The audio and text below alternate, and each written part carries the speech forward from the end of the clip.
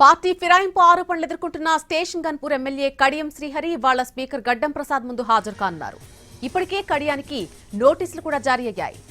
ఉదయం 11 గంటలకు స్పీకర్ ఛాంబర్లో విచారణ జరగనుంది. కడియం శ్రీహరిపై బీఆర్ఎస్ నుంచి ఎమ్మెల్యే కేపీ వివేకానంద అనర్హత పిటిషన్ దాఖలు చేశారు.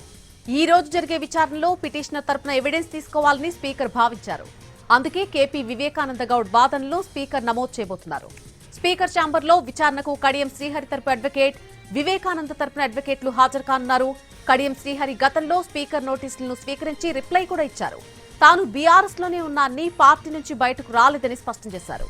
ఈ నేపథ్యంలో ఈ రోజు పిటిషనర్ తరపున అడ్వకేట్లు కడియం శ్రీహరి పార్టీ మారారు అనడానికి సరిపడా ఆధారాలను స్పీకర్ ముందు ఉంచాల్సి ఉంటుంది.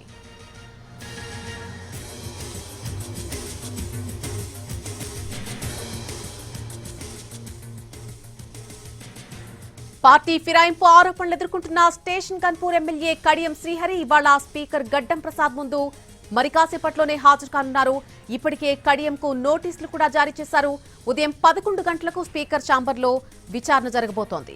కడియం శ్రీహరిపై బీఆర్ఎస్ నుంచి ఎమ్మెల్యే కేపీ వివేకానంద అనర్హత పిటిషన్ దాఖలు చేశారు. ఈ రోజు జరిగేటువంటి విచారణలో పిటిషనర్ తరపున ఎవిడెన్స్ తీసుకోవాలని స్పీకర్ భావించారు. అందుకే కేపీ వివేకానంద గౌడ్ వాదనలను స్పీకర్ నమోదు చేయనున్నారు. స్పీకర్ ఛాంబర్లో విచారణకు కడియం శ్రీహరి తరపు అడ్వకేట్, వివేకానంద తరపున అడ్వకేట్లు హాజరు కానున్నారు. కడియం శ్రీహరి గతంలో స్పీకర్ నోటీసులు స్వీకరించి రిప్లై కూడా ఇచ్చారు.